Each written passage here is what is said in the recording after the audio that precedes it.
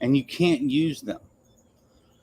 So I get pretty sore when I work out legs and stuff like that. And you wouldn't think, with as anti-inflammatory of a diet as I have, that I would do that, but I do.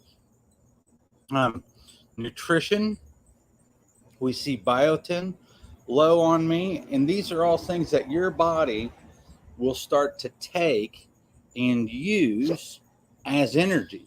And you got to remember the organic acids test, or the omics test, is a look at how your body is functioning. The GI map is a look at the structure of what your body has in it At the time that you took the sample. at the time that you took the sample, and that Helicobacter, which we see that is an infection, is there. And so what that does is that impairs the body's ability to work normally. And so a lot of people, when Jess did her thermograph, and they were telling her she's inflamed, and that's what the organic acids in the GI map shows us. It doesn't allow her body to utilize fatty acids and to go into that what they call beta oxidation easily, and it takes time to rid the body of infection and then to repair the gut and to do that. And then once you start to do that, then it's like me, weight just starts to slowly, normally, naturally come off. And so what would you say to all of that? What has been your experience so far, other than dealing with your food sensitivities? My experience, Mhm. I'm not having a good one, I'm telling you. I have had hives for 3 weeks. I'm swollen up like a balloon because I have lymphedema issues. So right now, today I would tell you I'm not having a good experience. Next month, maybe.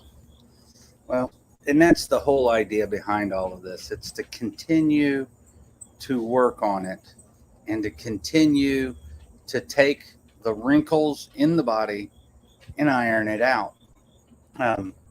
And that is one of the things that, if you're exercising and you're watching what you eat and you're getting good sleep and you're not stressed and weight is just stubborn, then you probably have some form of an occult infection. And that's something that you're going to have to address. We're going to do some more research. I'm quite fascinated by the worms, the helminth therapy.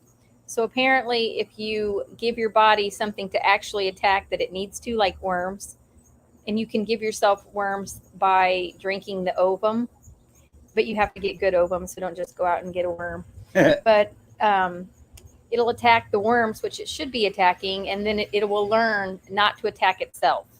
So we're still researching this, so we'll let you know if we try that. Well, we're doing that because of autoimmune issues. Yeah, so the inflammation and the achy joints and the food sensitivities.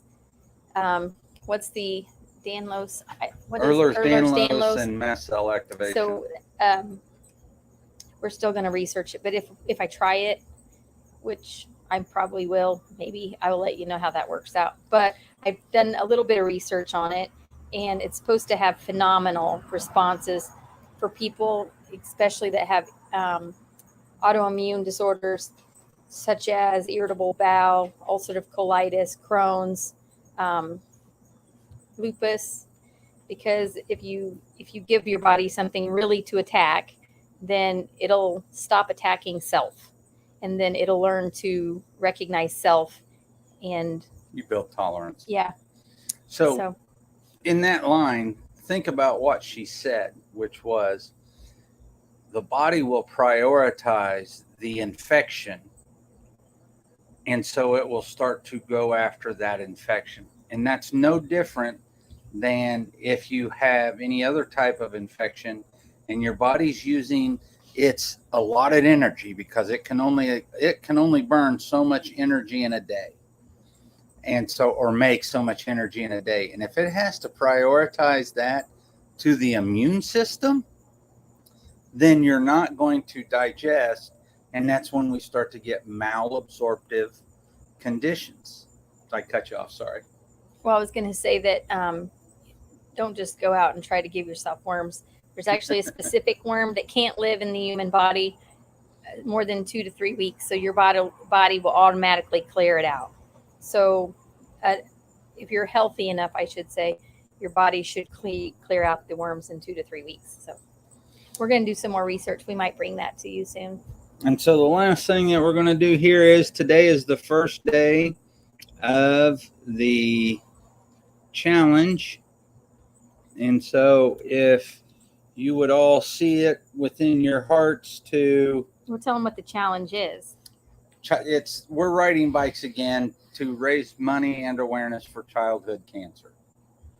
And so that is our link for... She's trying to get me a shirt this time. Well, our goal is to raise $1,000, but we'd really like to raise at least 500, and we're going to ride 300 miles. And together. we've already raised over 200. We're over halfway to the 500. So yes, we are going to ride 300 miles a piece pretty easily. So we'll get 600 miles in. But yes, we are looking for donations, please. And thank you all. If you have any questions, go ahead and email us at drmiller@integratedhealthofindiana.com. We've been disappointed in our webmaster. We're supposed to have 3 weeks ago, there was supposed to be the link for the elimination diet, and we still don't have it. So she's on that one because she's more stern than I am. Have a great evening. See you later. Goodbye, y'all.